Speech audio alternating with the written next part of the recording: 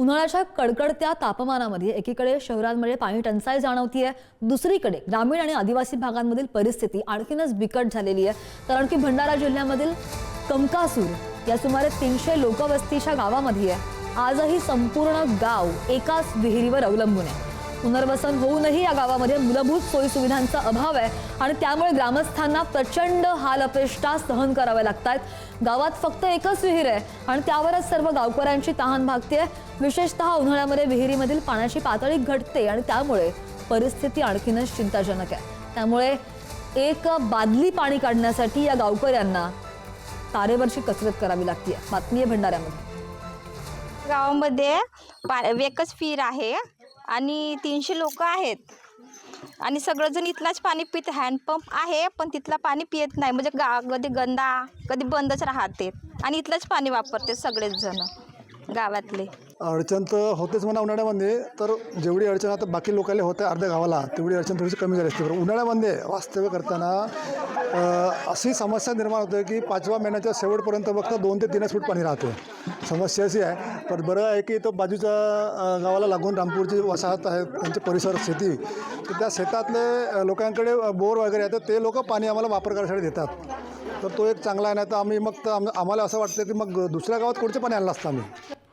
आणि यानंतर जाऊयात नाशिकमध्ये। नाशिकच्या येवला तालुक्यामध्ये उन्हाचा कडाका वाढलाय आणि भीषण पाणी टंचाई सुद्धा निर्माण झाली आहे। विहिरींनी तळ गाठल्याची माहिती आहे। तालुक्यातील 36 गावं आणि 37 पाड्या वस्त्यांना सध्या टँकरद्वारे पाणी पुरवठा केला जातोय।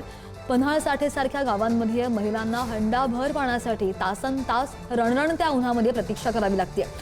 50 वर्षांपासून पाण्यासाठीचा संघर्ष आजही कायम असल्याची व्यथा तिथल्या महिलांनी व्यक्त केली आहे।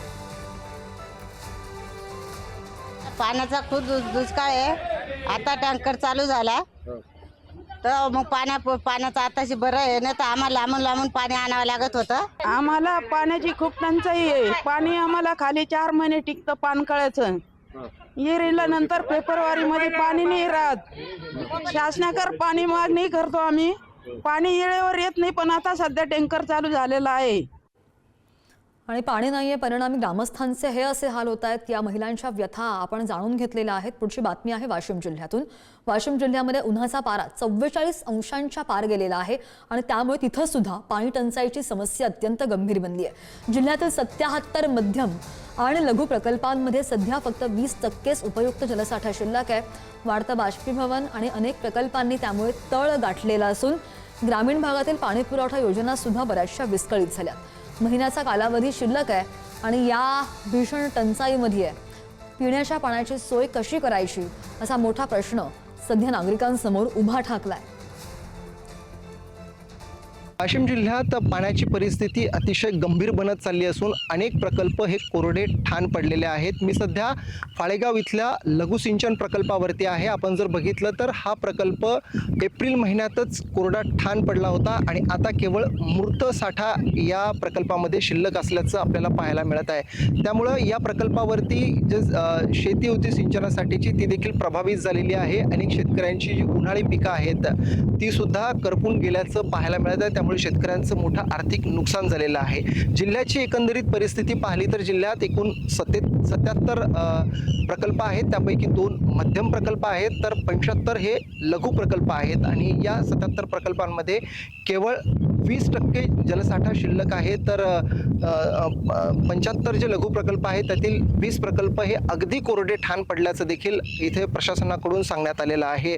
दुसरीकडे नागरिकांच्या पिण्याच्या पाण्याचा देखील समस्या अनेक गावांमध्ये गंभीर बनलेली आहे आणि एकंदरीतच आणखी 1 ते 1.5 महिना आणखी उन्हाळ्याच्या झळा ह्या नागरिकांना सोसाव्या लागणार आहेत। त्यामुळं प्रशासनानं किमान माणसांच्या आणि जनावरांच्या पिण्याच्या पाण्याची तरी सोय करावी अशी मागणी जिल्ह्यातील नागरिकांकडून करण्यात येत आहे। देविंगोले, पुढारी न्यूज, फाळेगाव, वाशिम।